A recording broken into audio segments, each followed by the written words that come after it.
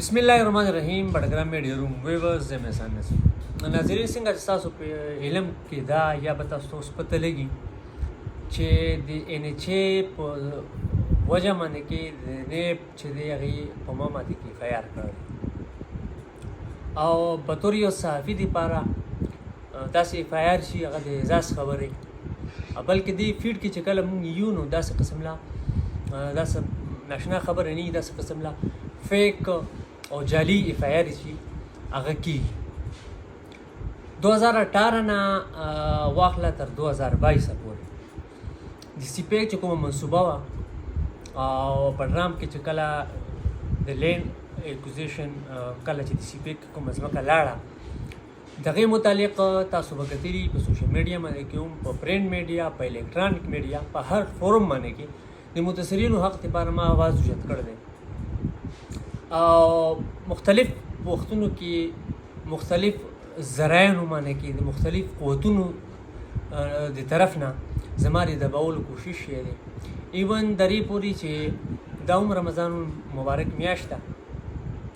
او نن پروس کالی روزه نه هغې نه مخکنه چې کومه روزه وه هغې کې په ما باندې کې مقامي چې کوم د انشا کسان دي هغې ډاوټس دي د هغې د طرف نه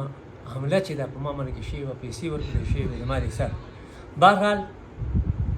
هغه شیزونه چې هغه وو او زما مقصد چې هغه صرف او صرف دا و چې د پروګرام د خلکو چې کوم پیسې دي لوټلی شوي دي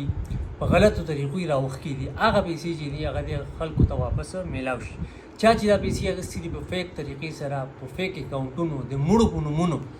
د هغې د انکواري وشي او هغه پیسې چې دي هغه د چا حق طریق ته میلاو شي په دغه سلسله کې ما هم او ما سره نور کسان هم نیب ته لاړه د نیب د پاکستان یو داسې اداره ده چې دا د کرپشن خلاف جوړه ده امید زموږ دا و چې موږ ته به د هغه ځای نه مدد چې دی هغه میلاو شي دغه د خلکو چې شا چې دی کې پکې ککړو د غریب ولس پیسې وهل وي د هغې خلاف به کاروایي وشي نیب کې موږ د هغې خلاف چې دی درخواست ورکړه هغې باندې کې کار کېده او چونکې تاسو ته پته ده چې پاکستان دی او پاکستان کې دغه ادارې چې دي که د غریب دپاره یا د مظلوم دپاره یا د حقدار د حق دپاره ته اواز وشتی نو دلته دغه اواز چې دی هغه طریقې سره نی ما د ډېرو خلکو ووایي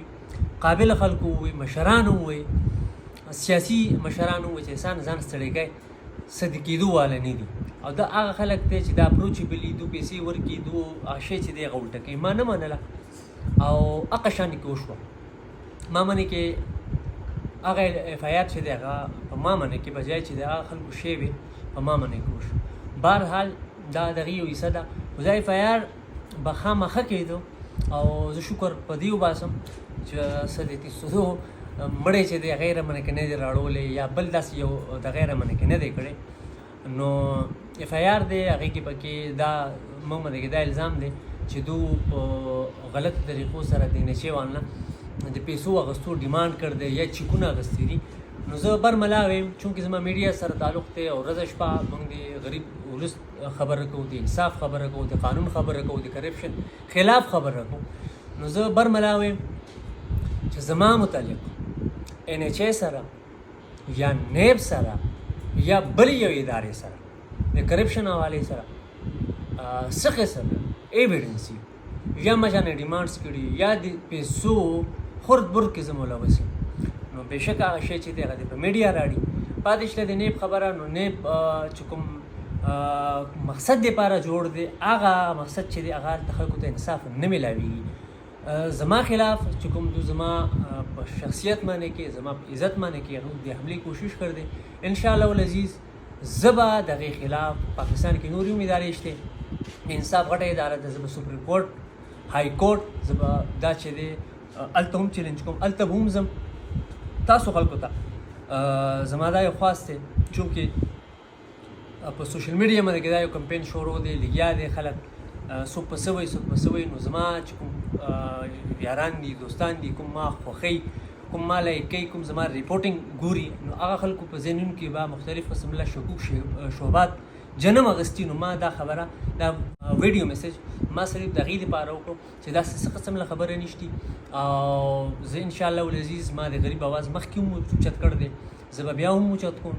او چې دا زما مقصد دی دې لاره کې به ما باندې مخکې هم ډېر زیات اټیکونه شوي دي ما ته ډېرې زیاتې ستونزې مخکې هم پېښې راغلي زما ژوند ته چې دغه په دې کې خطره پېښه شوې ده په ما باندې کې داسې قسم له اف آی آرز چې دي بوګس مخکې هم شوي دي بیا به هم کېږي خو زموږ مقصد چې دی هغه د غریب